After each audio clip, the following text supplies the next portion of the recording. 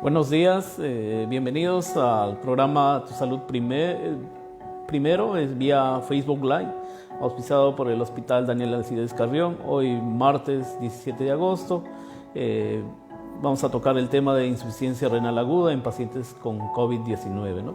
Mi nombre es Víctor Cerrón, soy médico nefrólogo, asistente del servicio de nefrología. Una vez más les doy la bienvenida a todos los participantes, a todos los que nos ven vía esta plataforma de Facebook. Este tema es un tema muy importante debido a que desde la aparición del COVID en diciembre del 2019 va causando una pandemia en la cual estamos actualmente viviendo, ¿no? El COVID ya ha generado más de 4 millones de muertes alrededor del mundo. Y si bien a un inicio se pensaba que este virus solamente atacaba a los pulmones, esto ha cambiado en el tiempo. Actualmente sabemos que este virus puede causar una enfermedad de tipo sistémica, no solamente atacando a los pulmones, sino también puede atacar al cerebro, puede atacar al corazón, a los intestinos, al riñón. Y esto es lo que trae la importancia, ¿no? El conocer cómo puede afectar este virus a los diferentes órganos, ¿no? Hoy día vamos a tocar básicamente cómo afecta este virus al riñón. Se ha visto que pareciera ser el riñón el segundo órgano en ser afectado después de los pulmones. Y esto se debe porque los riñones, dentro de sus células que la conforman, tienen células que permiten al virus ingresar dentro de las células renales y por ende causar su afección. ¿Qué entendemos nosotros por insuficiencia renal aguda?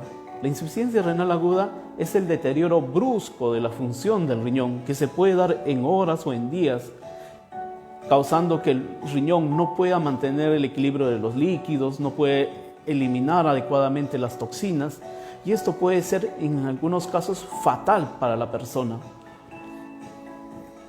Entonces, una vez haber definido qué es la insuficiencia renal, en este caso vamos a tocar cómo es que este virus afecta a los riñones. Básicamente se da por mecanismo directo. ¿Eso qué quiere decir? Las células, una vez infectados los pulmones, que es por donde es la puerta de entrada, viaja a través vía sanguínea y llega a los riñones, y es ahí donde va a afectar en forma directa, ¿no? Los hallazgos que se han encontrado en estudios post-mortem, o sea, de pacientes que han muerto, han encontrado células dentro de las células renales, sobre todo a nivel del glomérulo y el túbulo contorneado proximal, que son unas de las partes fundamentales del riñón. Todo esto nos hace pensar que hay un mecanismo directo de lesión que puede producir este virus. Y la otra forma de afección del riñón es por la enfermedad sistémica que viene produciendo a todo el organismo, ¿no? La afección a nivel pulmonar que produce el virus hace que muchas veces los pacientes llegan a requerir ventilación mecánica. Y este hecho que, si en un inicio protege al paciente, también puede ser dañino para estos órganos, como en este caso para el riñón. También el hecho de producir un cuadro de septicemia de forma generalizada, ocasionada por la infección primaria de este virus, lo que va a hacer que la presión de los pacientes bajen a niveles críticos, y esto va a llevar también a deterioro de la función del riñón.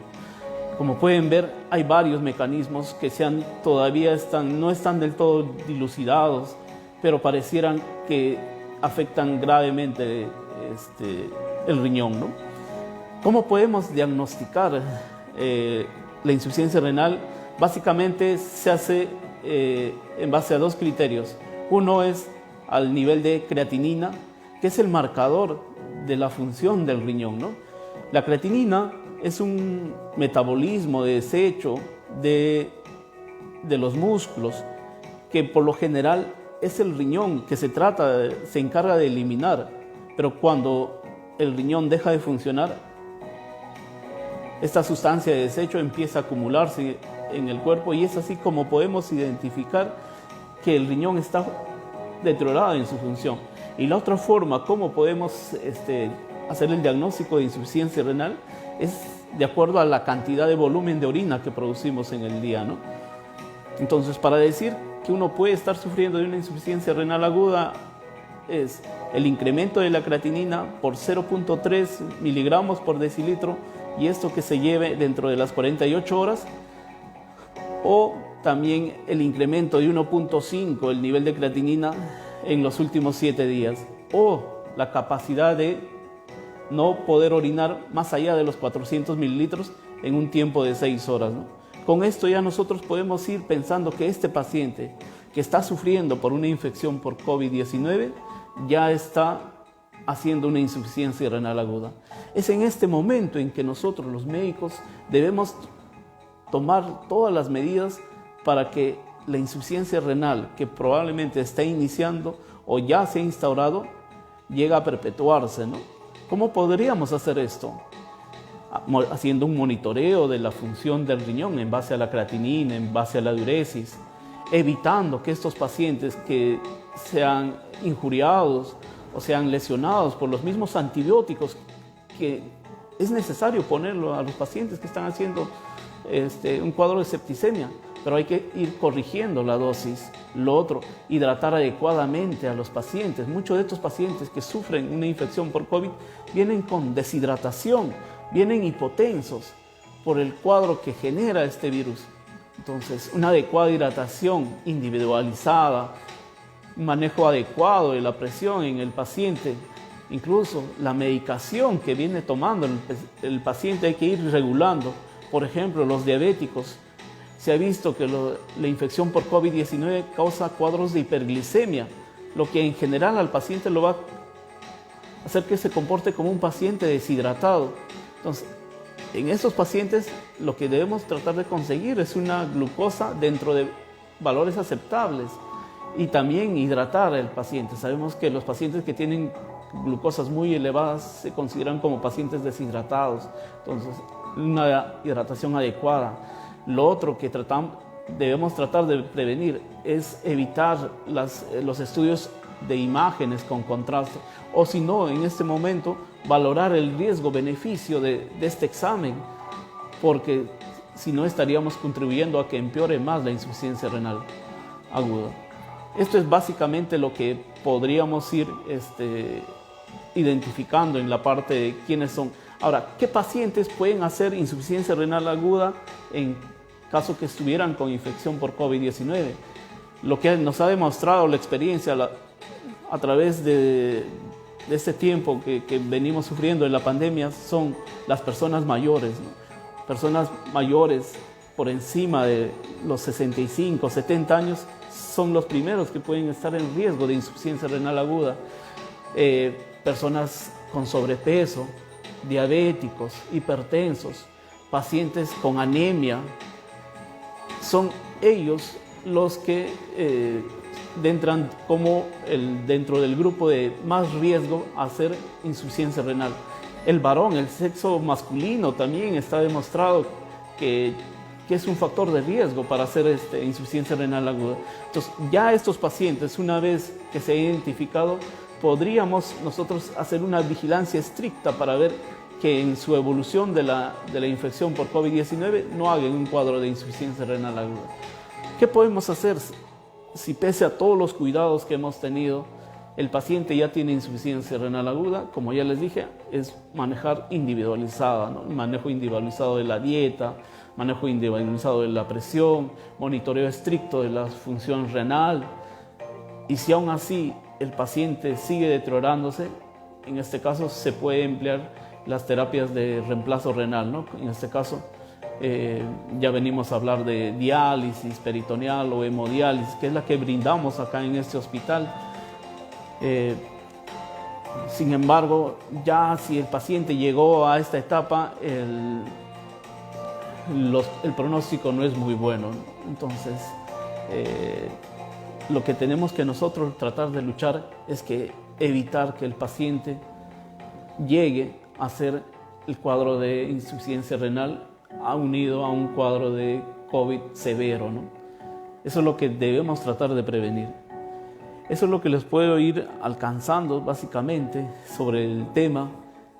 Ahora vamos a si hay preguntas sobre el tema. Esperemos a la audiencia que nos está siguiendo a través de Facebook nos puedan hacer llegar algunas preguntas que muy gustosamente vamos a responderles.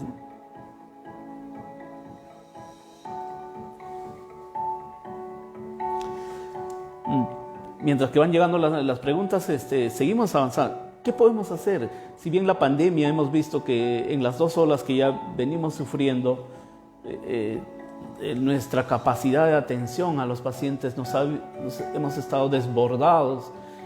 Muchas personas han optado con tratar la infección por COVID dentro en casa.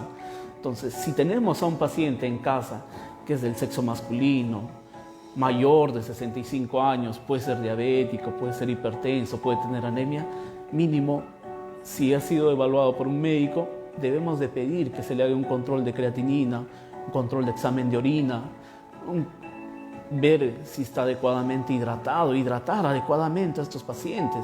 Si bien la necesidad de oxígeno nos puede hacer tener miedo de hidratar adecuadamente a estos pacientes, no. Debemos tratar de hidratar adecuadamente. Yo creo que eso sería dentro de las medidas para las personas que han optado tal vez tenerlo dentro de la casa, manejar esta infección, ¿no? No es lo más adecuado, pero como ya les dije, estamos en una pandemia y muchas veces nuestros hospitales quedan desbordados y no hay sitios donde poderlos atender. Y ahí sí uno puede tomar la decisión de tenerlos en casa. Yo creo que esa sería la mejor forma, ¿no? A ver, venimos acá, Rafael nos hace una pregunta. ¿Cuáles son los síntomas de deterioro del riñón? Uno es el volumen de orina que uno orina, ¿no? En promedio, una persona con una adecuada hidratación, bien hidratado, debería orinar idealmente más de 1 litro en un día, ¿no?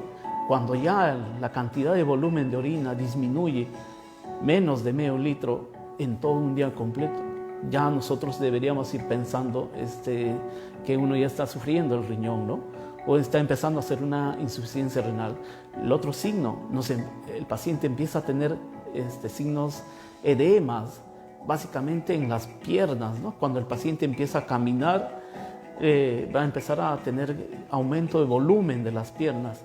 Y es una forma fácil de darse cuenta por qué están aumentando las piernas, es presionarse a nivel de las piernas y vemos cómo la huella del dedo al momento de presionar nos queda dentro de la pierna. Esto ya nos indica que ya podemos estar haciendo un signo de retención de líquidos y básicamente es porque perdemos la capacidad de eliminar la cantidad de volumen de orina que deberíamos eliminar de acuerdo a nuestra alimentación, ¿no? Básicamente con esos 2 síntomas, el otro es si es hipertenso o incluso el paciente no es hipertenso, y sabemos tomar la presión en casa, ya la presión empieza a elevarse. ¿Por qué? Porque vamos reteniendo líquido. Esto sería, creo que, los pilares más o menos para saber cuáles son los síntomas de deterioro de la función del riñón. Carlos, a ver, nos pregunta, ¿en qué casos se opta por un trasplante del riñón?